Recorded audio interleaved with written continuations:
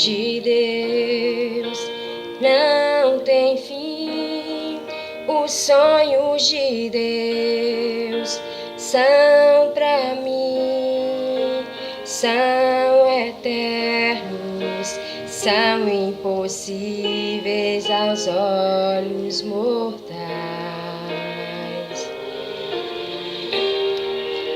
Quando meu Deus me salvou do cativeiro, me livrou, fiquei como um sonhador e nada mais. Então a minha boca se encheu de riso e a minha língua de um novo cântico. Aleluia, grandes coisas fez o Senhor.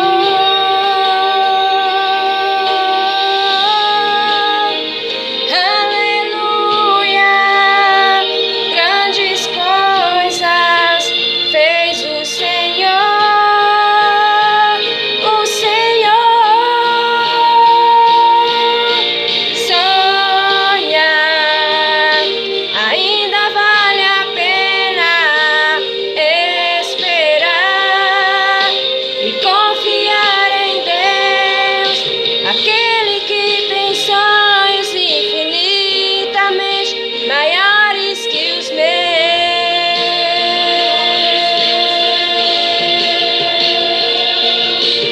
O final é mais que o começo.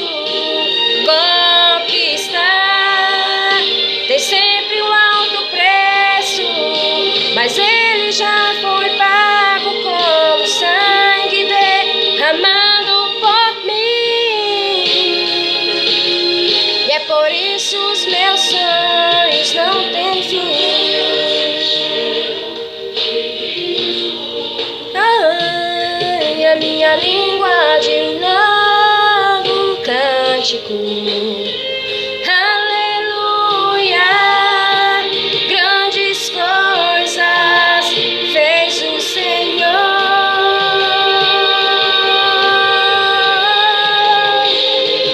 Aleluia, grandes coisas fez o Senhor. O Senhor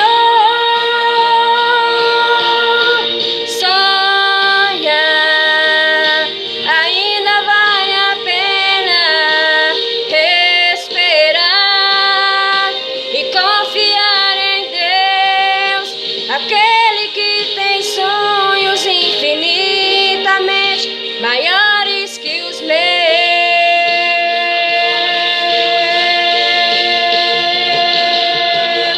O final é mais que o começo. Conquistar tem sempre um alto preço, mas ele já foi pago com o sangue derramado por mim. E é por isso os meus sonhos não têm fim.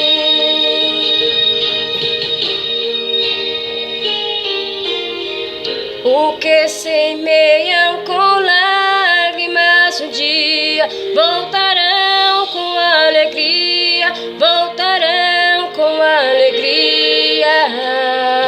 Os que semeiam com lágrimas um dia voltarão com alegria, voltarão com alegria.